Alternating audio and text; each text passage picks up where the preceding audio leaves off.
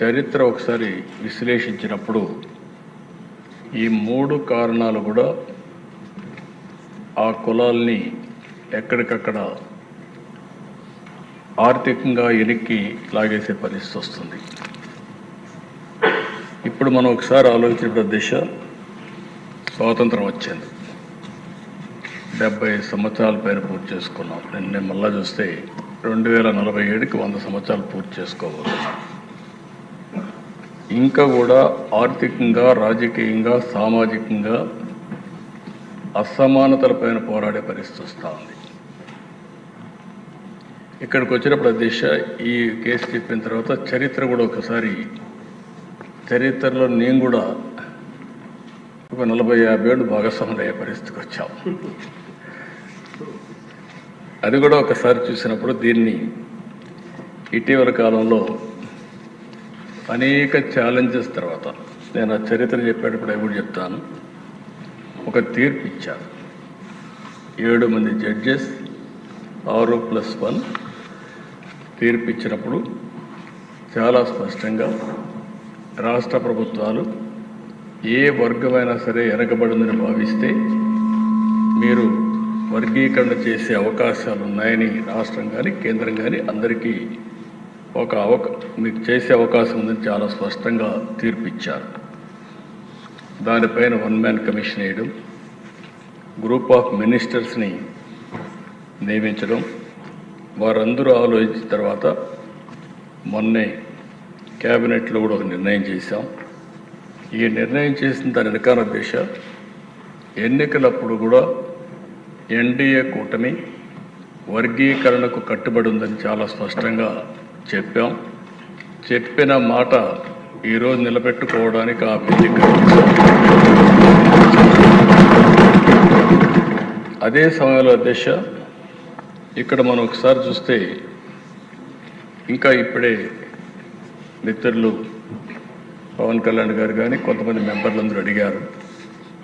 ఒక విషయం చూసినప్పుడు బుడగజంగం అది ఎప్పటి నుంచో వాళ్ళ సమస్య అయితే చాలా విచిత్రంగా అటు ఇటు సమైక్య ఆంధ్రప్రదేశ్లో ఉన్నప్పుడు కొన్ని రోజులు వాళ్ళు ఎస్సీలో ఉండడం, తర్వాత ఇది రావడం అన్నీ జరిగాయి.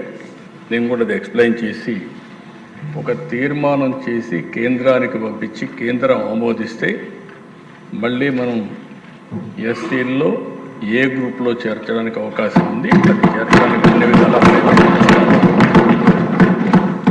రెండోది అధ్యక్ష రిలీజ్ కానీ అదే మరి కొన్ని కులాలు కొన్ని జిల్లాల్లో ప్రధానంగా ఉన్నారు. ఈరోజు మాల సామాజిక వర్గం ఈస్ట్ వెస్ట్ గోదావరి జిల్లాల్లో ఎక్కువ ఉంటుంది. ఇంకా కొన్ని జిల్లాలు అదే మరి నెల్లూరు కానీ ఈ జిల్లాలో ఎక్కువగా ఉన్నారు. ఇంకొక పక్కన మాదిగ సామాజిక వర్గం రాయలసీమలో కడప, కర్నూలు, అనంతపూర్లు ఎక్కువగా ఉన్నారు. ఇప్పుడు మనం ఏదైతే సెన్సస్ ఒకసారి చూస్తే రెల్లి అంతా కూడా ఎక్కువగా విశాఖపట్నం, విజయనగరం ఆ ప్రాంతాల్లో ఎక్కువగా ఉన్నారు. అయితే ఈరోజు కమిషన్ వేసిన తర్వాత కమిషన్ ఇచ్చిన రిపోర్టు ఏదైతే 26 జిల్లాలు అయినాయి, ఈ 26 జిల్లాల్లో ఇది చేయాలంటే జనాభా లెక్కలు సరిగా లేవు కాబట్టి నేను రికమెండ్ చేయలేకపోతున్నాను. గవర్నమెంట్కి అధికారం ఉంది. 2026లో సెన్సస్ జరుగుతుంది. ఆ సెన్సస్లో వచ్చిన డేటా ఆధారంగా మీరు జిల్లా వారీగా కేటగరైజేషన్ చేసుకునే అవకాశం ఉందని చాలా స్పష్టంగా చెప్పారు. ఎన్నికల్లో కూడా మనం చెప్పింది జిల్లా వారీగా కేటగరైజేషన్ తీసుకొస్తామని చాలా స్పష్టంగా హామీ ఇచ్చాం. మళ్ళీ హామీ ఇస్తున్నా.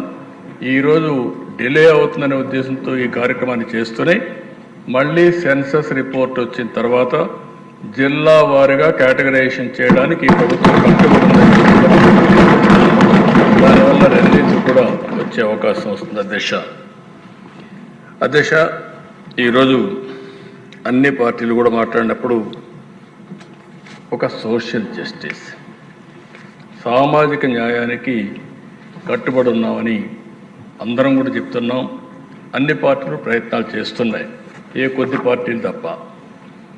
అయితే ఈ ఇష్యూలో ఒకసారి ఆలోచిస్తే అధ్యక్ష ఇప్పుడే పవన్ కళ్యాణ్ గారు చెప్పారు ఆ రోజుల్లో కృష్ణా మాదిగలకు అన్యాయం జరిగింది, మాదిగ పేరు చెప్పడానికి కూడా చాలామంది ఇదవుతున్నారనే ఉద్దేశంతో మాదిగ దండోరా అని ఒక ఆర్గనైజేషన్ పెట్టి పెద్ద ఎత్తున ఉద్యమం చేశాడు.